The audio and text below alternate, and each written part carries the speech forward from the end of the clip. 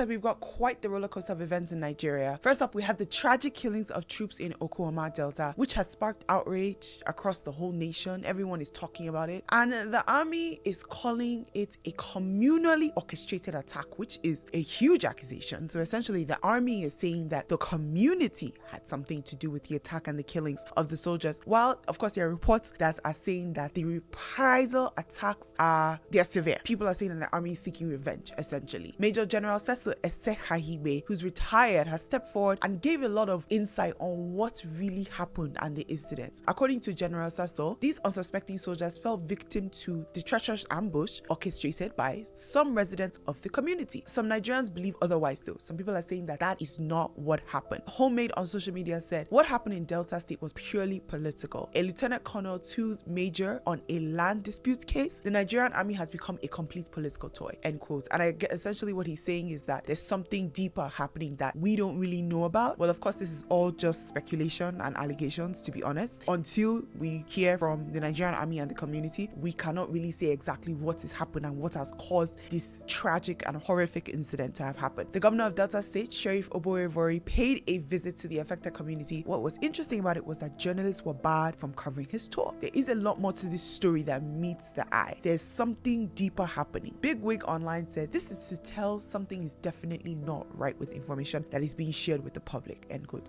And I do agree, something is deeper. Mr. Morale, on the other hand, on social media, said that, you know, it's possible that soldiers receive orders from somewhere, so put your energy on the presidency. Why didn't our soldiers go to war with Nigeria? That's enough to tell you that their job is based on a command from C in C, end quote. Of course, on social media, people are always going to have some conspiracy theories, and people are always going to speculate, and they're always going to come up with their own opinion, and they're going to say X, Y, and Z. At the end of the day, it is the people that are inside power, it's the people that are in the military, it's people that are in the government that will be able to tell us this is what's happening. Otherwise, everything on social media, now so here, so say so.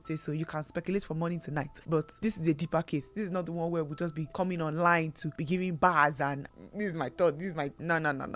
We're talking about military killings here in a community, and until we have the facts, we have no idea what's happening. Now, still speaking of Delta State, things are really heating up in Asaba as well, where 2 people lost their lives in disputes between commercial motorcycles and the task force members. Videos of protests and police open fire also circulated. Delta has not been in the news for anything positive this week at all, and it's just disheartening because it's like, what exactly is going on? I wonder, do you think that the government is being proactive in a healthy way, and how do you think they should handle this specific incident? Let me know your thoughts, comment down below. But one thing that I can say, that is definitely happening in all of this is the fact that people are really worried that human rights violations are happening. You know, watching and reading the interviews, you can see that Bomadi area right now stand still. The weather, because of the presence of military, things are not as it should be. And essentially, the military is like, until we find the killers, we're blaming all of you, which is dangerous. It's dangerous to do that because essentially, you can't say that the whole community was involved. And this is the reason why people keep saying that the military should not be the one investigating, but it should be the police. Military do not investigate murder. Military are there to protect a country. When a country is under siege, they are not meant to go to a place and lay claim and put siege there. And the military can defend themselves and say, well, our 17 of our personnel were killed, which is true, but the way they go about it, one's got to be careful. One has to be really careful, because if not,